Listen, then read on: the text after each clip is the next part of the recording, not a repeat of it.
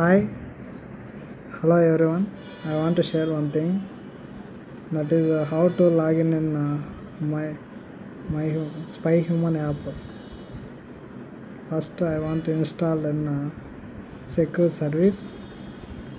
Here there is the app. Next, click next button. Next continue.